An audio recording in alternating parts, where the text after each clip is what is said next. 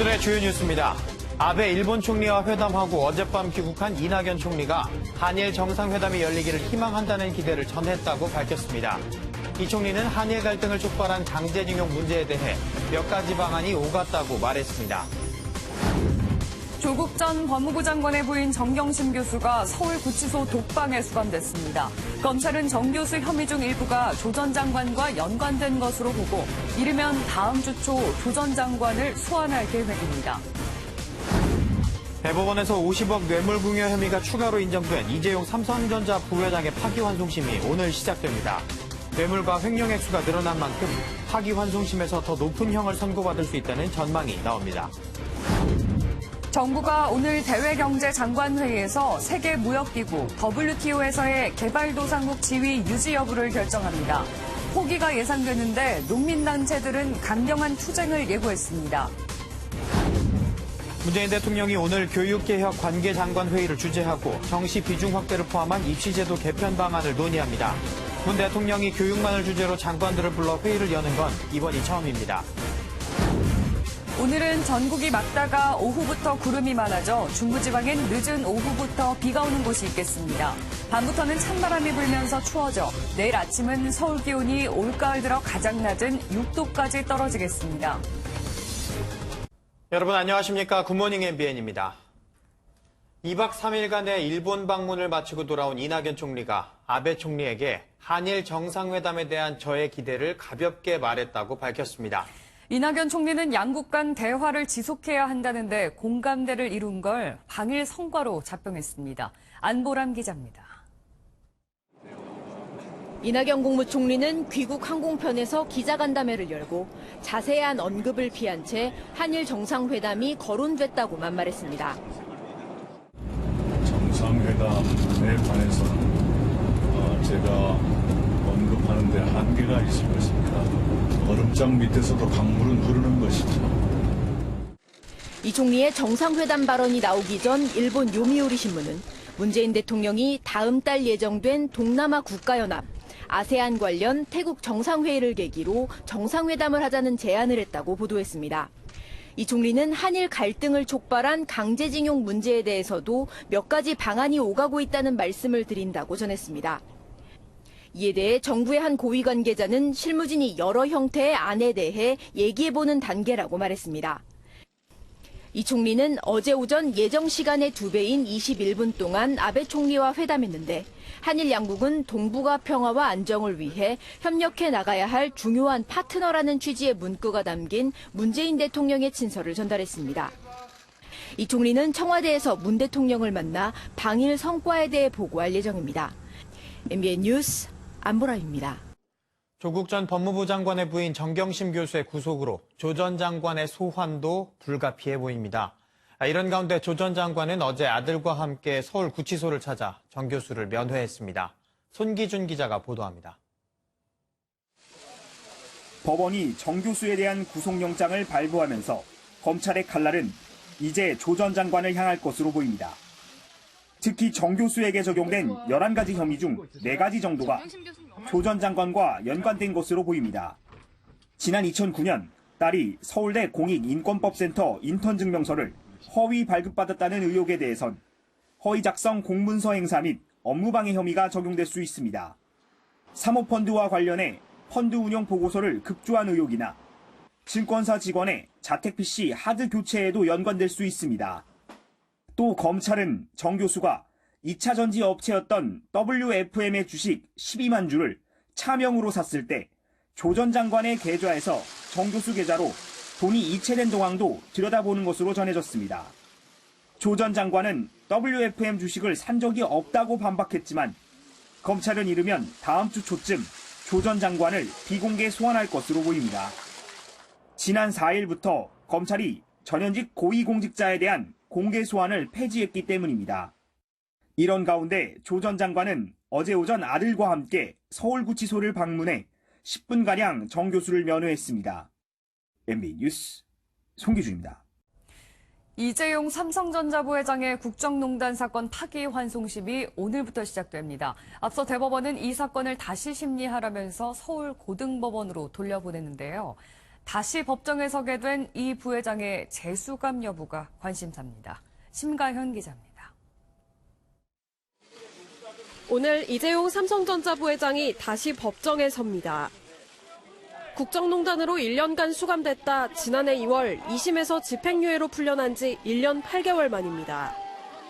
다시 열리는 재판의 핵심 쟁점은 이 부회장의 형량입니다. 앞서 지난 8월 대법원은 원심의 판결을 깨고 삼성 측이 제공했던 말 3마리와 동계 스포츠영재센터 지원금 등 모두 50억 원을 뇌물로 결론지어 이 사건을 돌려보냈습니다. 최소원에게 제공한 뇌물은 말들이라고 보아야 합니다.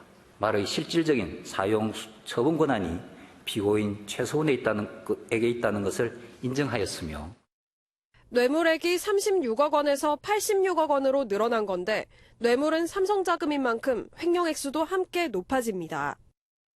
이에 따라 2심에서는 집행유예를 선고받았던 이 부회장이 파기환송심에서는 더 높은 형을 선고받을 것이라는 관측이 나오고 있습니다. 이 부회장은 변호인들과 함께 오늘 재판에 직접 출석할 것으로 보이는데 박상진 전 삼성전자 사장을 비롯해 장충기 전 삼성 미래전략실 차장도 출석할 것으로 내다보고 있습니다. MBN 뉴스 심가현입니다. 오늘 새벽 경기도 파주에서 버스와 택시 등의 3중 추돌 사고로 16명이 다쳤습니다. 서울 마포에서는 소형 승합차가 오토바이와 부딪혀 전복되는 등 밤사이 사건 사고가 잇따랐습니다. 윤지원 기자입니다. 소방차가 경광등을 번쩍이고 가드레일은 엿가락처럼 휘었습니다. 왼쪽으로 기운 버스를 세우기 위해 크레인이 동원됐습니다. 오늘 새벽 0시 50분쯤 제2자유로 삿다리 IC 인근에서 택시와 광역버스, 화물트럭이 잇따라 부딪혔습니다. 이 사고로 택시 승객과 버스 운전사, 버스 승객 14명 등 모두 16명이 경상을 입고 인근 병원으로 옮겨졌습니다. 경찰은 택시가 차선을 변경하던 중 버스가 이를 피하려다 사고가 난 것으로 보고 있습니다. 흰색 소형 승합차가 옆으로 누워있고 경찰과 소방대원들이 분주히 움직입니다. 어제 저녁 8시 20분쯤 서울 마포경찰서 인근 교차로에서 오토바이가 소형 승합차를 들이받는 사고가 났습니다. 이 사고로 승합차가 전복됐고 오토바이와 승합차 운전자가 인근 병원으로 이송됐습니다. 어제 오후 7시 40분쯤에는 부산 수영구 번영로에서 외제차가 갓길에 주차 중이던 승용차를 들이받아 전복하고 이어 뒤따르던 승용차가 전복된 외제차를 추돌하는 사고가 났습니다. 이 사고로 외제차 운전자가 병원으로 옮겨졌습니다. MBN 뉴스 윤지원입니다. 지난해 말 진료를 받던 환자가 흉기를 휘둘러 목숨을 잃은 강북 삼성병원 고 임세원 교수 사건 기억하시죠? 그 이후 의료인 폭행에 대한 처벌이 강화됐지만 서울 하계동의 한 대학병원에서 이런 일이 또 벌어졌습니다. 손하늘 기자입니다. 서울 하계동의 한 대학병원에서 흉기 난동이 벌어진 건 어제 오전 10시 반쯤입니다. 50대 남성이 5년 전 자신을 수술했던 40대 정형외과 의사에게 범행을 저지른 겁니다. 흉기를 들고 이 병원을 찾은 피의자는 다른 환자가 진찰을 받던 진료실 문을 열고 들어가 의사의 몸을 향해 흉기를 휘둘렀습니다. 흉기를 손으로 막으려던 피해 의사는 손에 깊은 상처를 입고 다른 병원으로 옮겨져 늦은 밤까지 인대 수술을 받았습니다. 원래 손 수술을 하시는 교수님의 손이 다치신 거지? 병원에서 해줄 사람이 없는 거죠. 칼부림 장면을 보고 뛰어들어 이를 말리려던 석고기사도 팔에 큰 부상을 당했습니다. 피의자는 5년 전 피해 의사에게 손가락 수술을 받고는 수술 결과에 불만을 품은 걸로 조사됐습니다. 병원을 상대로 손해배상 소송을 제기했지만 며칠 전 대법원에서 피의자가 최종 패소하면서 불만을 품고 범행을 저지른 겁니다. 그냥 그 사람은 진료하러 온 게 아니니까요. 칼을 일부러 가져간 걸로 봐서는 살인 미수로. 지난해 말 자신이 진료하던 환자의 흉기에 찔려 숨진 강북 삼성병원 고 임세원 교수 사건 이후 의료인 폭행 처벌이 강화됐는데도 또다시 비슷한 범행이 벌어지자 의료계는 근본적 대책을 촉구했습니다. 흉기로 이제 공격을 하게 되면 사전에 우리가 예방할 수 있는 아무런 어떤 보호 장치가 없이 노출돼 있다 그러면 안전요원, 안전시설 이것을 갖추기 위해서는 국가 재정이. 경찰은 피의자에 대해 살인미수 혐의로 구속영장을 신청할 방침입니다. MBN 뉴스 손하늘입니다. 내년 4월 총선을 6개월여 앞두고 더불어민주당의 초선 의원들이 잇따라 불출마 선언에 나서고 있습니다. 얼마 전 이철희 의원에 이어서 표창원 의원까지 내년 총선에 나가지 않겠다고 공식 선언한 건데요. 야권 일각에선 홍석현 중앙홀딩스 회장을 신당 대표로 내세워 제3지대 새 판을 짜려는 움직임도 포착됐습니다. 김순철 기자가 보도합니다. 사상최악 20대 국회 책임을 지겠다. 표창원 더불어민주당 의원이 내년 4월로 예정된 21대 총선 불출마를 선언하며 낸 A4 용지 3장 분량의 입장문입니다. 현재 국회가 민생을 외면하며 정쟁에 매몰됐다고 질타한 표 의원은 출마하지 않는 방식으로 참여하겠다고 밝혔습니다. 여당 내 현역 의원 가운데 공식 불출마를 선언한 건 이해찬 대표와 이철희 의원에 이어 세 번째입니다. 정쟁이라는 것 앞에서는 너무 이제 자괴감이 많이 들더라고요. 내가 어떤 한편에 서고 다른 한편과 무조건 흔히 말하는 내로남불식으로 공격하고 적대시하고.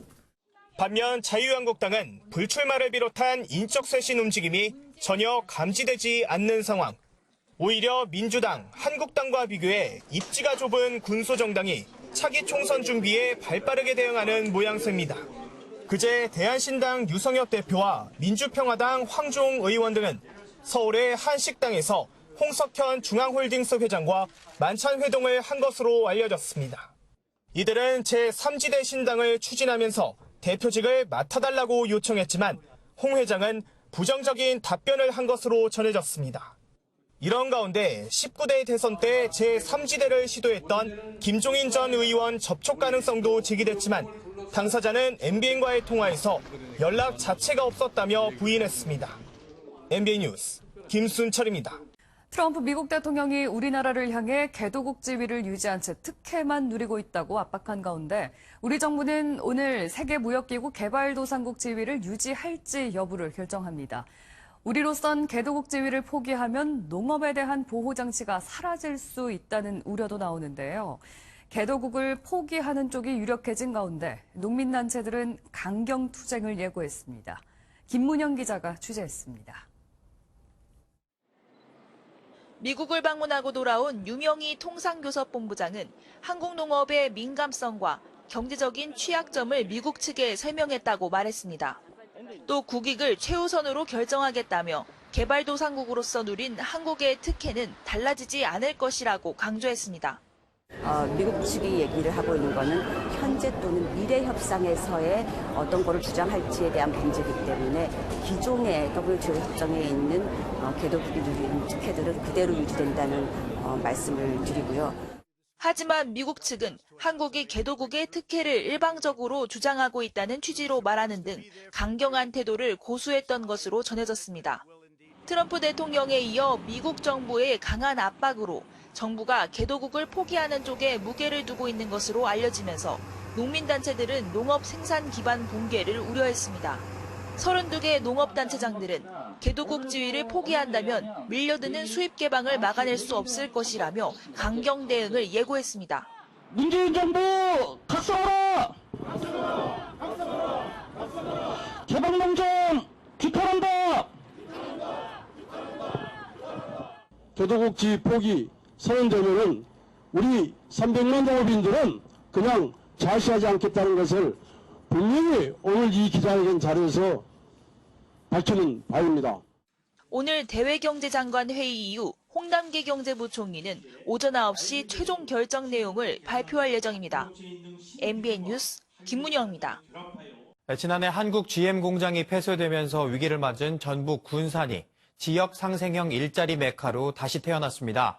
그동안 군산이 제일 아픈 손가락이었다며 각별한 관심을 표한 문재인 대통령, 군산을 찾아 새로운 일자리를 위한 노사 협력 사례가 늘고 있다고 격려했습니다. 황재헌 기자가 보도합니다.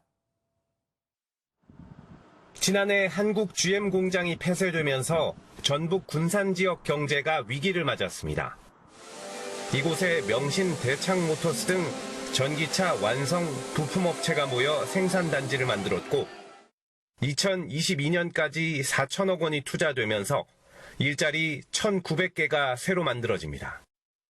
문재인 대통령은 군산시 등 지자체와 양대 노총, 그리고 기업이 협력해 세계적인 전기차 메카를 만들었다고 강조했습니다.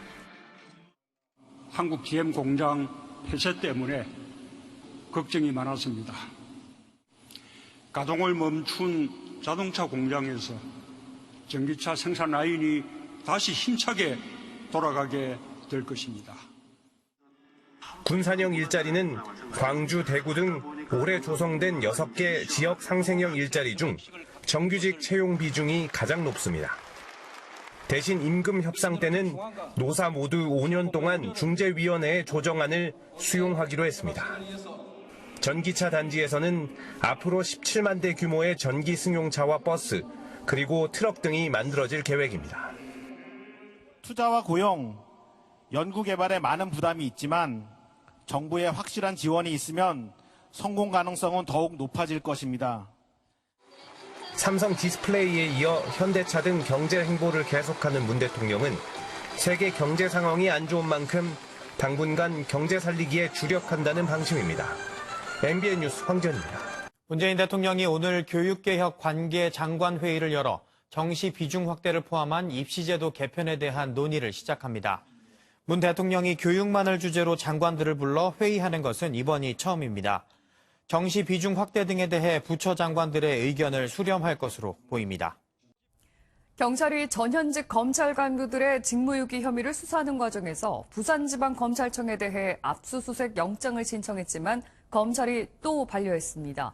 경찰청장은 직접 국회에서 수사 상황에 어려움을 토로했습니다. 조창훈 기자입니다.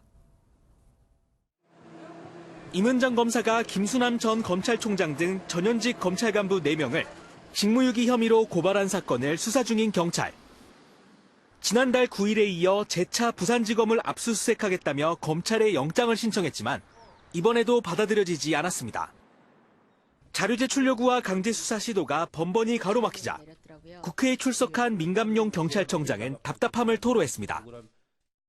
일반 사건에 비해서 검찰 관련 사건은 경찰 수사 진행이 어려운 것은 현장에서 수사를 하는 모든 경찰관들이 느끼고 있는 바입니다. 이에 대해 검찰은 범죄에 대한 소명이 제대로 되지 않아 이 같은 결정을 내렸다고 설명했습니다. 윤석열 검찰총장 역시 이 사건을 놓고 직무유기는 인정되기가 쉽지 않은 범죄라고 말하기도 했습니다. 하지만 검찰은 당시 부산지검 감찰 도중 사실관계 파악조차 제대로 못한 상황에서 담당 검사의 사표를 수리한 것으로 전해졌습니다.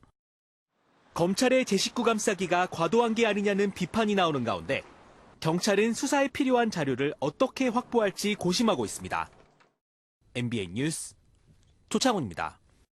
한편 자체개혁안을 마련 중인 검찰은 비위검사의 이른바 꼼수 사표를 제한하고 감찰에 대한 외부 통제를 강화하는 등의 자체 감찰 강화 방안을 내놨습니다. 지난주 문재인 대통령의 지시에 따른 조치입니다. 조경진 기자입니다. 검찰 내에 어떤 아주 강력한 자기 정화 그 기능이 좀 될 수 있도록 하는 방안에 대해서도 좀 방안들을 잘 마련하셔서. 조국 전 법무부 장관이 사퇴하자 김호수 법무부 차관과 이성윤 검찰국장을 불러 강력한 감찰 방안을 강조한 문재인 대통령. 검찰은 대통령의 지시에 다각도로 검토해 5가지 자체 감찰 방안을 내놨습니다. 일단 비위검사의 봐주기 논란을 불식시키겠다는 내용이 첫 번째입니다. 후배 여검사들을 성폭행 성추행한 의혹을 받자 사표를 내고 대기업에 취업한 A검사처럼 처벌이나 징계 절차를 피하려는 일명 꼼수 사표를 앞으로 막겠다는 겁니다. 비위검사는 사표 수리를 제한하고 8명 중 7명이 외부위원인 대검 감찰위원회의 심리를 받게 됩니다. 또 감찰 역량 강화를 위해 변호사, 변리사, 회계사, 경찰 등 외부 인력을 적극 영입한다는 방침입니다. 심야조사, 압수수색 등 수사 과정에서 발생하는 인권침해 사건에 대해선 대검 인권부와 유기적으로 협조하고 검찰 자체 감찰로는 공정성을 인정받기 어려운 경우에 법무부에 감찰을 요청하기로 했습니다.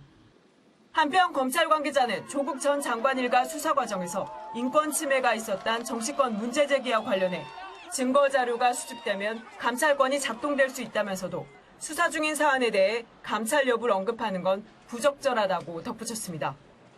MBN 뉴스 조경진입니다. 한상들의 대축전 세계 한상대회가 어제로 개막 사흘째를 맞았는데요.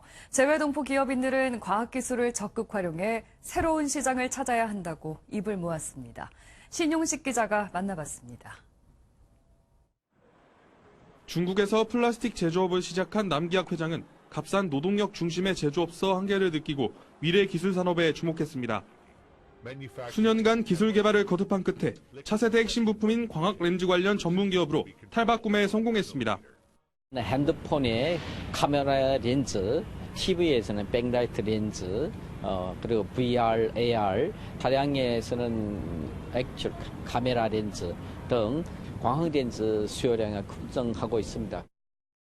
29살의 젊은 한상 정순곤 대표 역시 우연히 찾은 도미니카 공화국에서 사업을 시작하게 된 건 태양광 기술 덕분이었습니다. 높은 전력 요금과 잦은 전력난에 시달리고 있지만 중남미의 풍부한 일조량을 활용한 태양광 패널 사업의 가능성을 알아본 것입니다. 수요는 많은데 공급이 부족하다 보니까 항상 전기가 끊기는 일이 전력 시장에 기회가 있다는 게 이제 정확해져서 사업을 시작하게 됐습니다.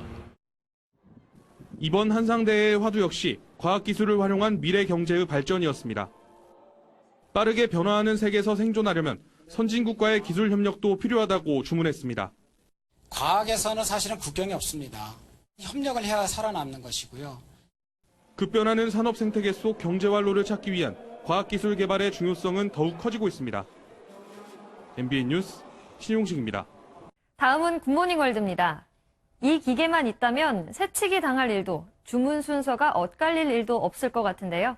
어떤 기계인 걸까요? 동그란 원형 안에 얼굴이 인식됩니다. 손님은 주문한 음료를 받아가는데요. 런던의 한 바에선 한 IT 회사에서 발명한 얼굴 인식 장치를 설치했습니다. 대기하는 손님의 얼굴을 기계가 인식하고 순서를 기억해뒀다가 알려주는데요. 이렇게 예상 대기 시간도 알 수 있습니다. 새치기 하는 사람들이나 주문 순서가 뒤죽박죽 되는 걸 줄일 수 있는데요. 음료를 받은 후엔 얼굴 이미지와 데이터가 바로 삭제된다고 하니 보안 문제도 안심이네요. 아기가 과자를 먹다가 과자가 목에 걸렸는데요. 경찰관의 응급처치가 아이를 구해냈습니다. 영상 함께 보시죠.